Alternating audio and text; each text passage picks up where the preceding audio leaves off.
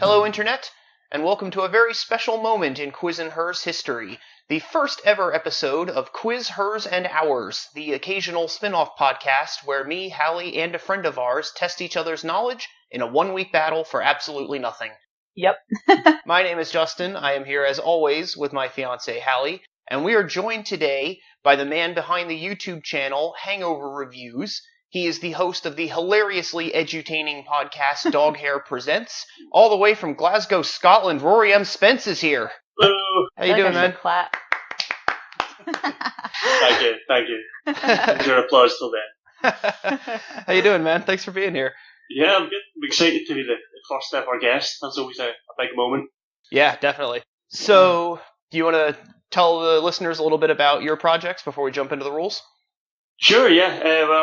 Hangover Reviews is a show where I review things to watch and do with a hangover. Fairly self-explanatory. Usually movies, sometimes weird things like walking or having a coffee, and just, water on one occasion.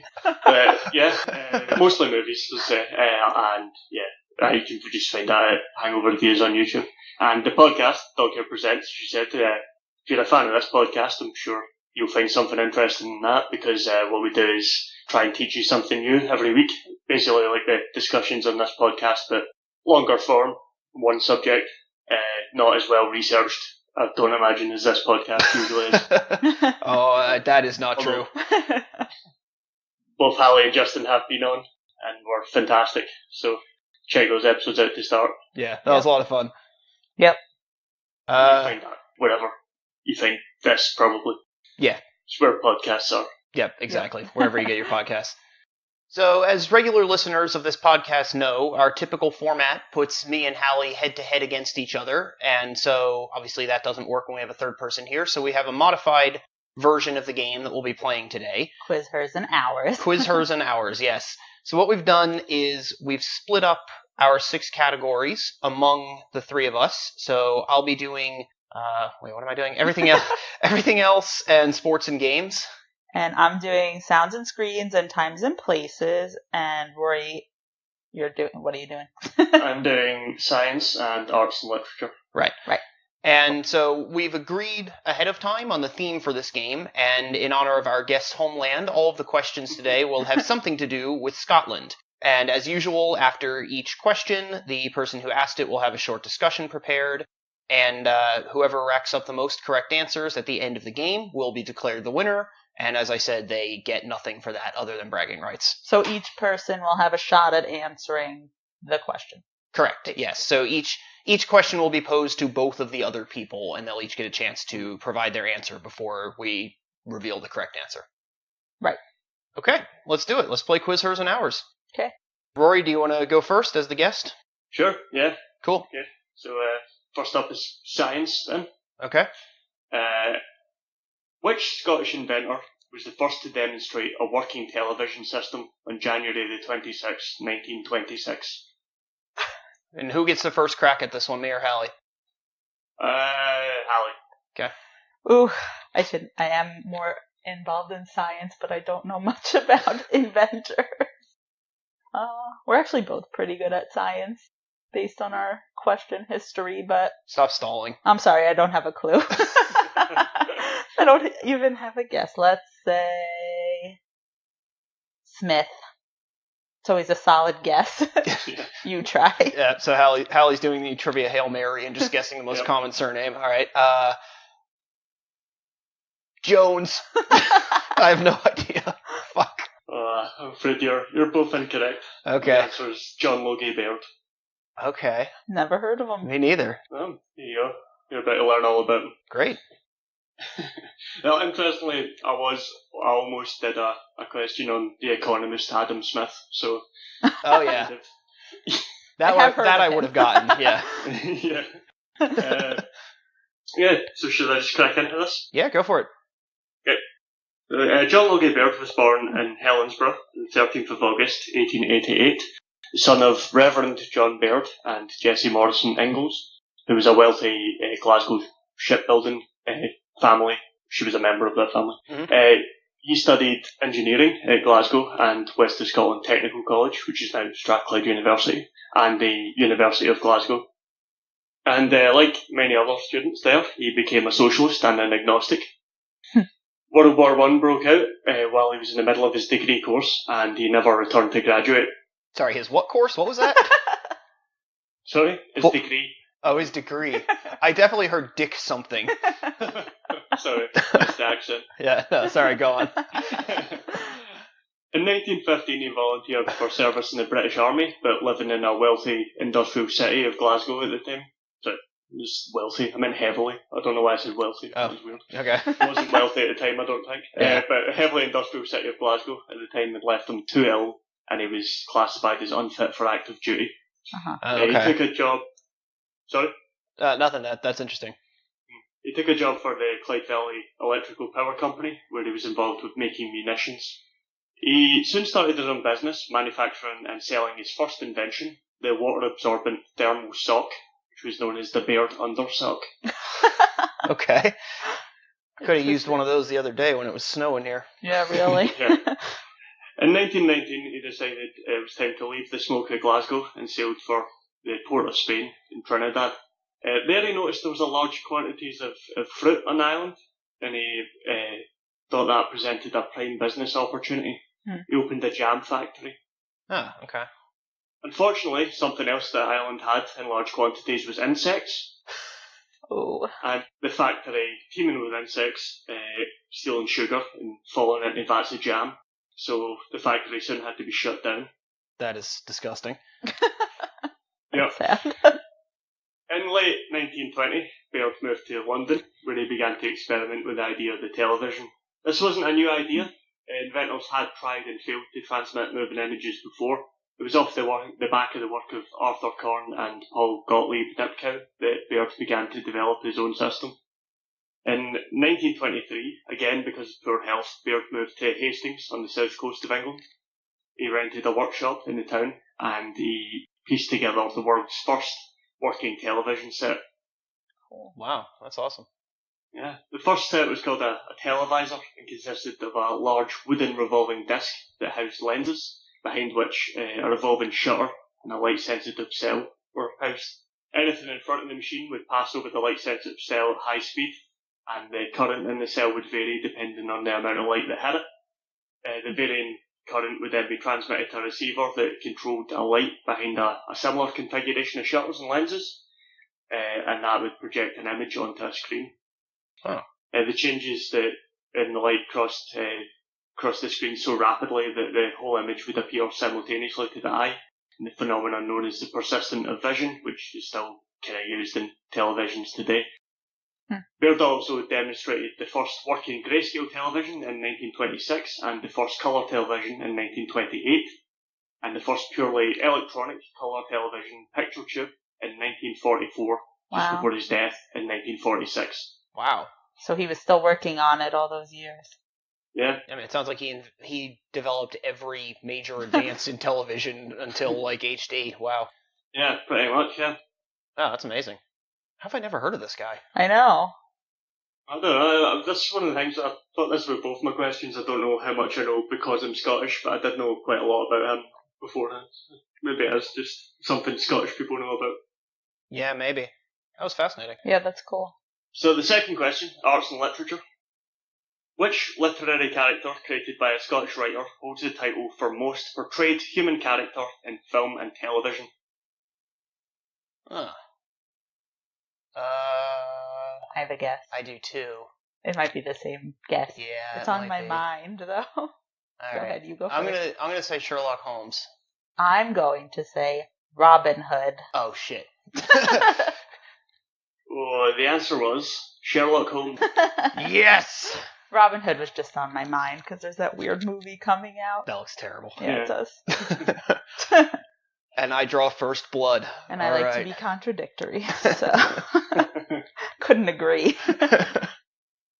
So Sherlock Holmes, the character created by Arthur Conan Doyle, he's a fictional private detective who first appeared in A Study in Scarlet in 1887.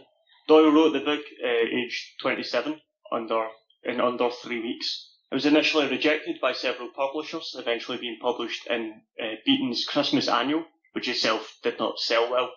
Doyle was paid £25 for the story. Wow.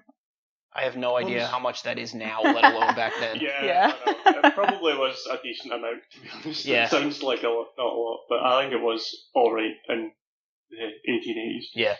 Okay. Holmes went on to appear in 3 more novels, The Sign of the Four, The Hound of the Baskervilles, and The Valley of Fear, and 56 short stories, which I'm not going to list, all of which written by Doyle. The last story, The Adventure of Shoscombe Old Place, was published in 1927, 3 years before Doyle's death. The character of Sherlock Holmes was inspired by a real-life surgeon at the Royal Infirmary of Edinburgh named Joseph Bell. Doyle worked for Bell as a clerk and noticed that he was really good at drawing conclusions from minute observations.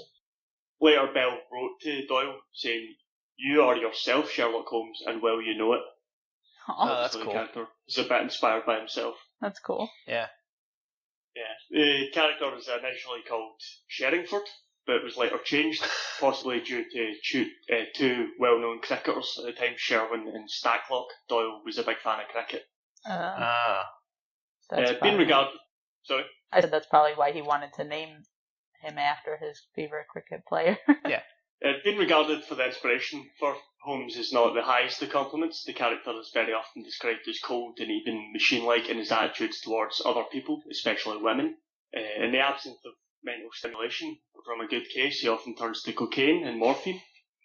Although he has incredible knowledge for practical sciences and law, he seems to know nothing about society, literature, philosophy, and politics.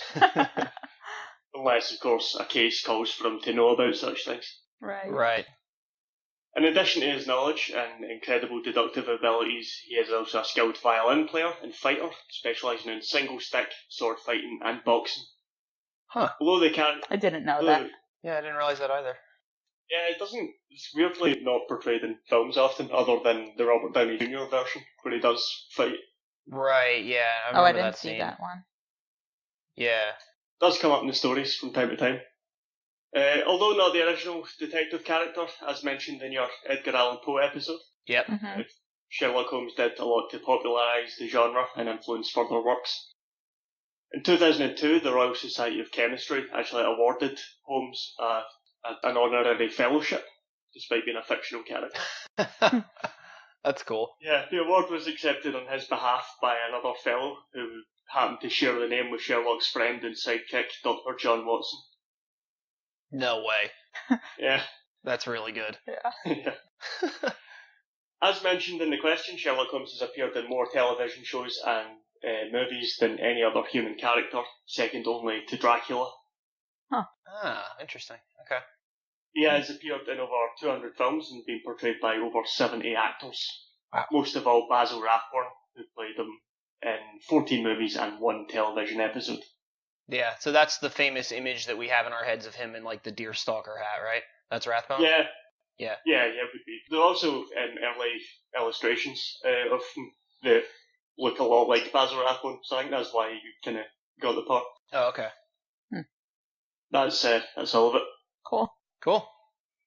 All right, so I have a 1-point lead on both of you at the moment, although, Rory, you haven't had a shot yet. Chance. Yeah, so this question is everything else, and Hallie, you get the first shot at it. Okay. All right, so it's everything else, specifically it's law. The Scottish legal system includes 3 kinds of courts. Criminal and civil courts will be familiar to Americans, but the third is a heraldic court called the Court of the Lord Lion, which deals with ownership and infringement of what particular type of non-material property, which are often inherited. I'm gonna say, like, titles? Titles. Yeah. Okay. Like we talked about in that other episode, like... I see, like peerage titles? Oh god, it's definitely not the answer. What say you, Rory? I was also going to say peerage titles. Okay, so it is neither of those. Yeah, it's close, Makes me though. feel better, though, that we were on the same page since you're I've actually... never heard of it, I'll be honest. Okay. Wow. Yeah, so you guys are both very close. It's coats of arms. Oh. That's why I put heraldic in there. It's called a heraldic court. Okay. Heraldry is like coats of arms. Yeah. Gotcha. I figured that question was way too hard if I didn't include that hint. So It was still pretty hard. evidently, yeah. I think my other one's easier than that. Okay. So the Court of the Lord Lion regulates heraldry in Scotland. It oversees the granting of rights to arms, which essentially means that it's in charge of saying who owns what coat of arms. And it also serves as a criminal court dealing with cases of misappropriation of coats of arms. So basically, if you display a coat of arms that you aren't entitled to, you can be prosecuted by the Lion Court. The Lion Court. I like it. As I mentioned, in Scotland, coats of arms are considered to be a form of non-material property. Each one can only be owned by one person at a time, and they can be inherited, which is how you get these like familial coats of arms being passed down. But what if someone has multiple kids? Can't they all own it? You have to bequeath it to one kid. Oh, wow. Yeah. Okay. What happens to the other kids? They just don't get anything? Well, I mean, they could create their own coat of arms and try to register it with the court. Oh, you weird. can do that, but you have to show that you have some claim to where the like symbols are coming from. Interesting. Yeah. I didn't read a ton about how that works, but I think that's basically the idea. So this question seemed to me like as good an excuse as any to finally read up on heraldry, which I've always found really interesting, but I've never really learned a lot about. So I'm going to talk about heraldry. Heraldry refers to both the designs of coats of arms and the specialized knowledge and study of those designs. It dates back to the High Middle Ages. It probably didn't originate during the Crusades, but it does seem to have spread and become more common during that time, which makes sense, because the Crusades involved huge armies of mounted knights from all over Europe. So the best way to identify your commander on the battlefield is by the heraldic design on his shield, right? After all, he was encased head to toe in plate mail armor. So this was when knights started painting their coats of arms on their shields and on the tunic-like surcoats that they wore over their armor. And in fact, the surcoats is where the phrase coat of arms comes from. It literally referred to the coat that you would wear originally. Oh. Yeah, I didn't know that. Yeah. So the term coat of arms today properly refers to the design of a shield owned by an individual, municipality, university, company, country, or whatever, but it is commonly used to refer to the more elaborate displays that are technically known as heraldic achievements. So you've seen these things. They're really cool to look at, and every element means something. Right? So the central feature, of course, is the shield, also called the shield of arms or the escutcheon. And many ancient achievements consisted only of the shield, but they became more elaborate over time. The helmet and crest were early additions. Most achievements placed a helmet above the shield and a crest above the helmet. It's also common to see mottos on achievements, like a family motto or something, usually displayed on a ribbon or a banner below the shield. If the bearer of an achievement is entitled to display the symbols of an order of knights, then it can encircle the shield or it can hang from it. And some achievements also include what are called supporters, which are animals standing next to the shield, right? So think of the horse and the lion in the UK's heraldic achievement, for instance. It's, sorry, interrupt, it's a unicorn. Is it a not unicorn? horse. Really? Yeah, national animal of Scotland. That's why. I knew that. I didn't know that. I read Okay. that recently. Really? I did not know that. Okay, cool. That is cool. Thank you, Rory. No problem. In the cases of these very elaborate achievements that have the supporters, the shield and the supporters often stand on what's called a compartment, which is basically a mound of grass, where other heraldic symbols can also be displayed. So this gets even more complicated when you start talking about the actual design of the shield of arms. There's a whole language around this with its own syntax and vocabulary, and to describe a shield using this language is called to blazon it. Blazoning is the verb for using this language. As an example of how arcane these descriptions can be, the coat of arms of New Zealand is properly described in blazonry as arms, quarterly, azure and gules on a pale argent, 3-lymphad sable. In the first, 4 mullets in cross of the last, each surmounted by a mullet of the second. In the second, a fleece, in the third, a garb, and in the last 2, mining hammers in saltire all. I'm picturing a lot of mullets. I don't know what that means, but I'm picturing a lot of people with mullets on. So it's a particular kind of star design. It's called a mullet. I don't know why. But, like, that's just an example of, like, how incomprehensible this language is if you don't have a background in it. Like, I've been trying to read about it and learn some of these terms, and, like, it's just, there's so much. It's so crazy. Actually, just as an aside, in the Song of Ice and Fire books, George R. R. Martin likes to get really, like, deep into the sigils and the coats of arms of the different families. Yeah. And, like, it basically sounds like that. So you'll read, like, 2 pages of that for him describing, like, what everyone's coat of arms look like. And that was times in the book where I was, like, ready to give up. Like, I don't care about these details of their coats of arms, but I got through it. Yeah.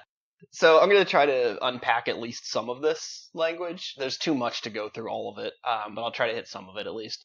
Yeah, so the surface of the shield is called the field, and it can be a single color, or it can be divided into multiple sections of different colors. The colors are called tinctures, and there are only a handful of them. I don't have time to go over them all, but yes, Hallie, one of them is purple, which is called purpur in the language of heraldry. They all have their own names. So, like, blue is azure, it's not blue. Gold is or, so they all have, like, these special names. I guess they probably come from the Latin. Cool. And patterns have their own names, too. So horizontal stripes are called berry, and vertical stripes are called pally, for instance. The images of animals, objects, and such on shields are called charges. And when 2 noble houses married, the next generation would often combine the 2 shields, dividing the field in half or in quarters, which is a practice called marshalling. Okay, I'm out of words. I fell down a deep, dark rabbit hole with this one, but I'm going to stop. Yeah. So that's just a little bit about heraldry. Yeah, cool. Yeah. All right. So sports and games. Rory, you have the first crack at this one. Yep. The ancient games of Paganica in the Roman Empire, Chuawan in China, and Shogun in Persia are all possible forebears of what other game, which essentially solidified into its modern form in 1764 in the Scottish town of St. Andrews? Yep. Golf. Hallie?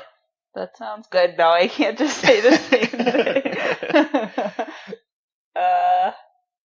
I see, now I'm, like, in a weird position where, like, I don't know. That sounds great. I can't just say it. Yeah. I mean, you can. I didn't know, so I'll just say I don't. I'll just say cricket. Okay, well, it is golf. Well, I knew it was golf because Rory knew, but I couldn't just be like, sure. Yeah.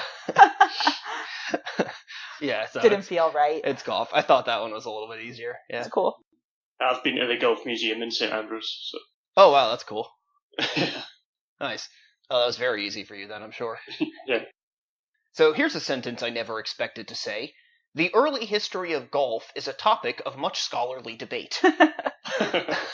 It may have actually originated in the Netherlands, where there are mentions as early as 1261 of a game called kolf, K-O-L-F, which means stick or club, and which seems to be an ancestor of the modern Dutch game of kolven. I don't know what that is. Anyway, the next mention comes from Belgium. The game of golf was banned in Brussels in 1360. That said, the modern game of golf undoubtedly developed in Scotland. The first documented mention of the game in Scotland comes from 1457, when King James II banned golf and football, because they distracted men from practicing archery, which had military uses. Oh. So he banned other games so that people would do archery for fun. Mm-hmm. As I mentioned, golf reached its modern form, more or less, in 1764 at St. Andrews. What's now known as the Old Course had been there since at least the early 15th century, and it was already recognized as the premier course in the world.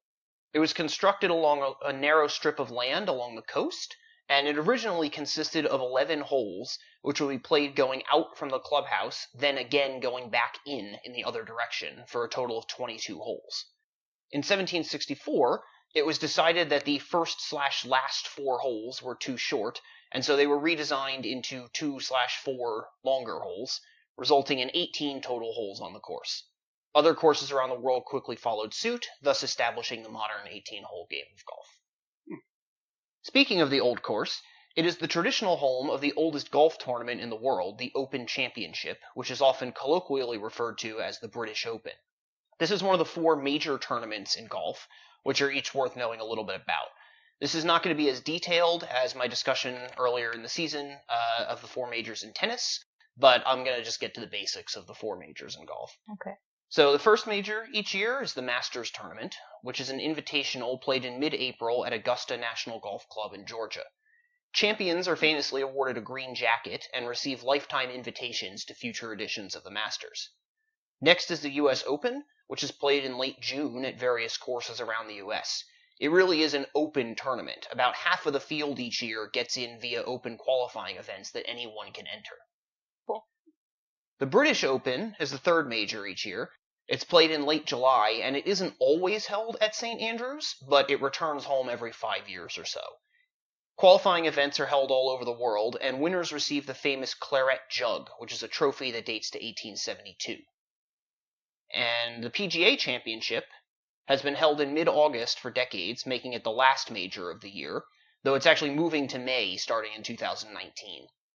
Like the U.S. Open, it is held at various courses around the U.S., and as the name suggests, amateur golfers rarely play in the PGA Championship, because after all, PGA is the Pro Golfers Association. So the only way that this could even happen would be for an amateur to win one of the Open tournaments, because then they would receive an automatic invite to the PGA Championship, but otherwise amateurs can't play in that one. Like in tennis, winning all 4 majors in the same calendar year is known as the Grand Slam. The modern Grand Slam consists of the 4 tournaments that I just talked about, while an earlier version of the Slam, before the Masters began, consisted of the US and British Opens and the US and British Amateur tournaments.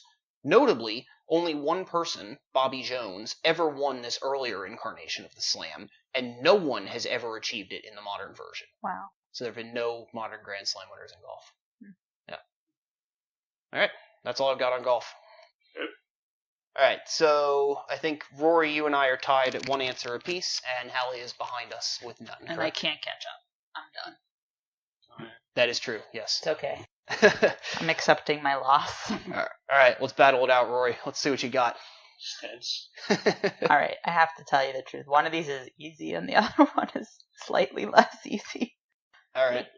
But sometimes I just go for an easy one because it's more fun to talk about. So. Yeah. Okay, so the first one is sounds and screens. I'm going to let Rory answer this one first. Okay. All right. What song, believed to be about someone in the Jacobite uprising of 1745, has been performed by the Benny Goodman Band and AC/DC, but is most famously performed by the Scottish band Runrig?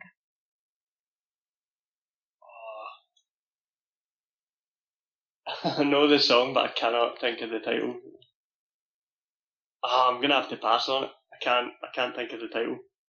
Wow, I really thought this was going to be easy. I know that like it should be, and I've just drawn a blank completely. I'm gonna kick myself in. Yeah, okay. Well, I don't think I know this either. I love Runrig, but song about the Jacobite risings. I said... Oh, I think I know. Is it Loch Lomond? Yeah. Yes! Are That's not even the one I was thinking of. Oh, really? Yeah. Do you know it? That song. I didn't know that was about the Jacobites though. That's right, yeah, okay. Yeah. Yeah, so anyway, I'm going to talk a little about the song and then I'll talk about Runrig. So, yeah, Yep. Justin and I really love Runrig. Yeah, we just randomly discover them on Pandora, but yeah, they're great. Yeah. That song pretty much closes out like any big function, any party you have. Like that's the last song that gets played of the night, usually by a DJ. Huh. Oh, that's cool. Is it usually Runrig or it's just any version? Yeah. Yeah. Yeah, usually Runrig, yeah. Nice. Okay, cool. So, I'll talk about it. Cool. So, Loch Lomond, also known as the Bonnie Banks of Loch Lomond, was first published in 1841 in Vocal Melodies of Scotland, and the composer is actually unknown. The original lyrics are actually different from the lyrics commonly known now, and was based on a Jacobite lament after the Battle of Culloden. Rory, tell me if I'm pronouncing this correctly. Culloden? That's right, yeah. Yes. Yeah. Okay. Nice. I wasn't sure. It just felt right. Actually, I talked a little bit about it in the Rocks episode. Oh, yeah. The that's Battle right. of Culloden, so I'm glad to know I said it right. So I wasn't sure if I could play the song due to copyright laws, but you can just look it up. Yeah. It's a good song. Yeah, it's great. I recommend listening to the Runrig version. It's pretty great. Yeah. Yeah. So there are many interpretations of the song. One interpretation is that it is sung by the lover of a Jacobite rebel who is going to be executed in London. Another interpretation is that it is sung by a Jacobite Highlander who is told he was going to be executed. Apparently, the British victors would get a pair of brothers or close friends and tell them that one of them was going to be executed and the other would live, so that could be what the song is about. Oh, okay. There's a lot of speculation. That's pretty fucked up. Not good. Yeah. Anyway, the song became Runrig's official anthem and is the song with which they've closed all of their concerts for over 25 years. Unless you're from Scotland, you've probably never heard of Runrig. I know we just found them because Justin likes Irish music and he found it on Pandora. Yeah. So, yeah, and, they're like one of my favorite bands now. Yeah, they're great. Yeah.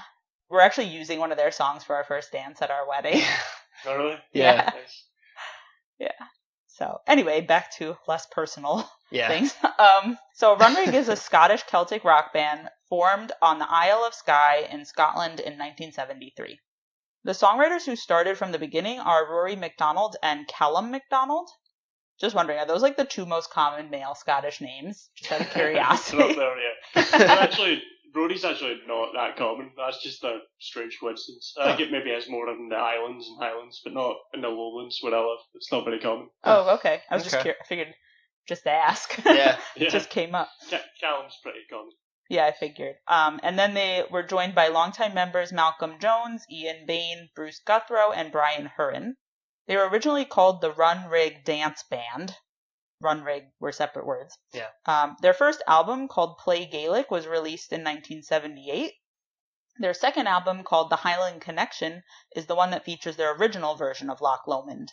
But then they re-recorded Loch Lomond in 1982, and it became their first single. They were very popular from 1987 through 1997 and placed in the UK albums and singles charts. Their record label contract expired in the late 90s, so they decided to release their 10th album, In Search of Angels, under their own label, which they called Ridge Records. They did a 2007 tour of Denmark, Germany, and England, and they also did an outdoor show titled Beat the Drum at Loch Ness, which was attended by over 18,000 people in heavy rain. And I think we've heard some live performances from that. But yeah, 18,000 people. That's crazy. Wow. Yeah.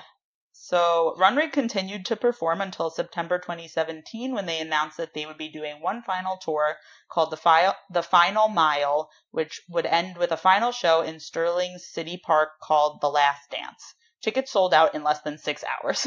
Wow. Honestly, I'm so sad that we never got a chance to see I know. that. Well, we got into them late, we got into them 30 years after they formed or whatever, so 35 years. Yeah, they're like one of the few bands I know of that stayed together for so long and didn't in another episode I talk about the Beach Boys and they have a lot of issues and people are leaving, people are joining, they split up. This is they actually stayed together and were successful for so long, so it's pretty cool. Yeah. Cool. Yep. All right. I didn't get that one. I just didn't think that was about Jacobites. That's what threw me, I think, on that. Yeah, I didn't know that either. I didn't know what it was about. Yeah, well, I mean, I guess you have to guess a Scottish song. That's probably as good a guess as any, right? Yeah. Oh, okay. Well, it makes me feel better that it wasn't just super easy. All right, so last one is Times and Places. What two Scottish groups, one of which lived in eastern and northern Scotland during the late Iron Age and early medieval periods, and the other which originated in Ireland and had a culture and language that still exists to this day, united in the 9th century to form the Kingdom of Scotland? Sorry, that's a really long question. Jesus Christ. What, two Scottish groups? Yeah, just to summarize, there are two groups of people. One were in Scotland back in the medieval periods, and then one originated in Ireland, and then they united in 9th century to form the Kingdom of Scotland. I've got no idea. I'm throwing it over to you, Rory. Do you have one? No, Can you think of one? Well, if I could think of one, I wouldn't give it unless I could think of the other, because that would be a wrong answer. Oh, so. fair enough. Okay. I don't know. I'm going to punt on this one.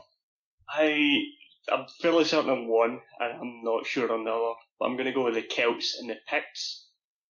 Oh, it's so close. It's the Picts and the Gaels. Gaels. Yeah. Very close. Yeah. You can have half credit. All right.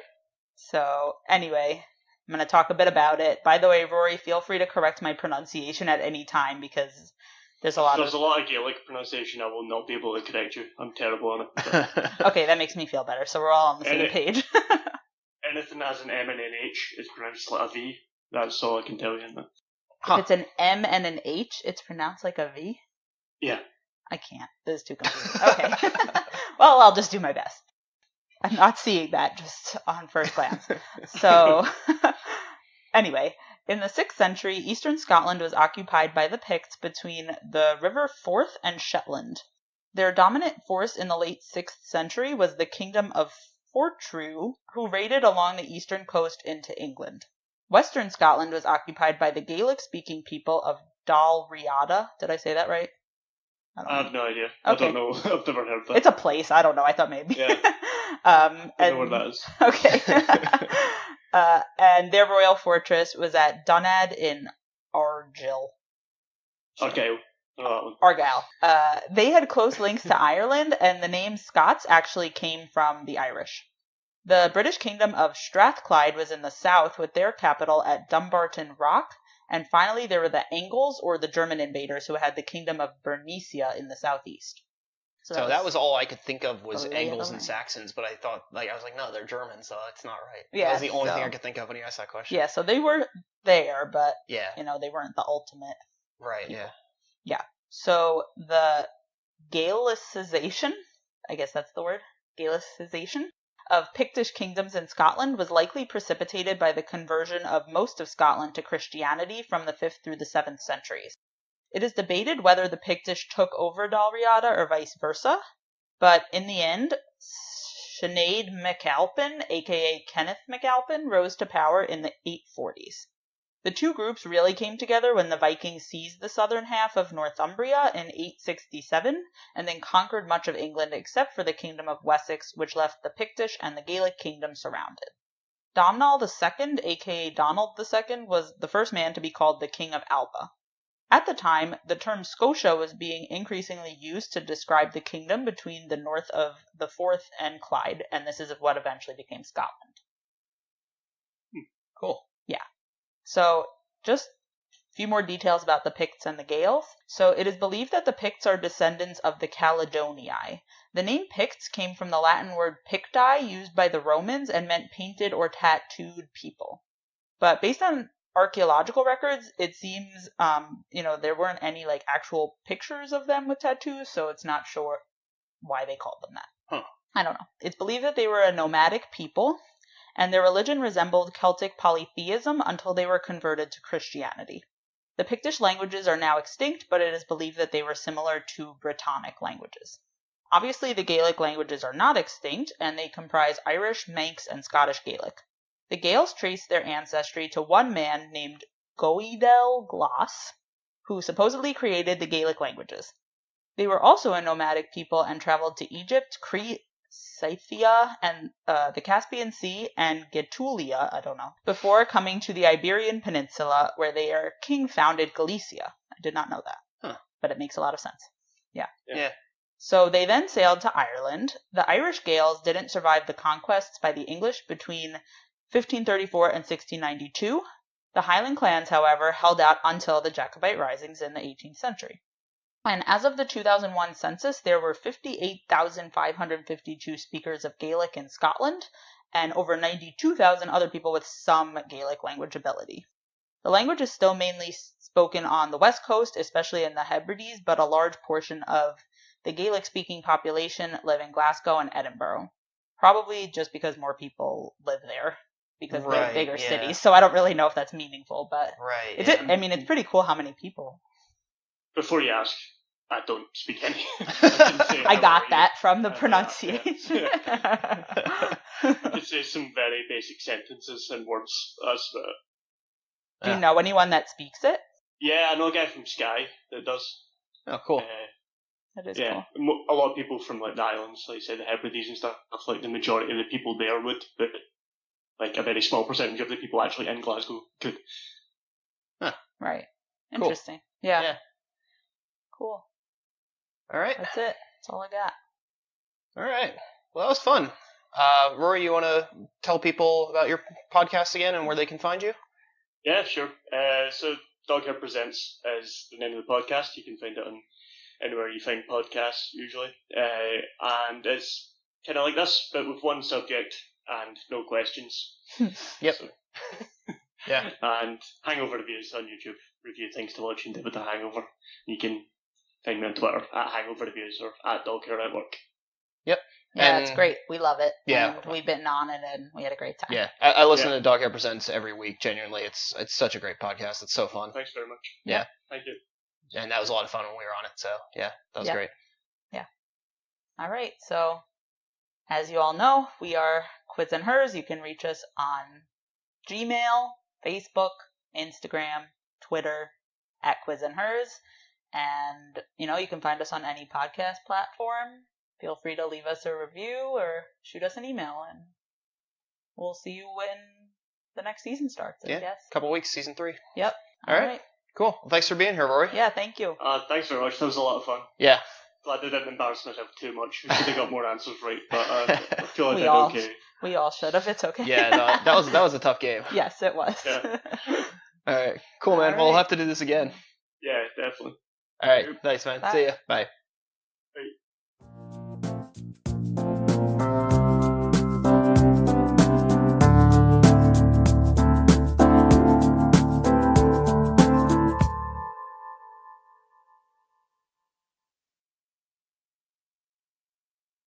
I can't believe I ate that cake. I helped. You did. I can't believe we ate that cake. Yeah. Why did we do that?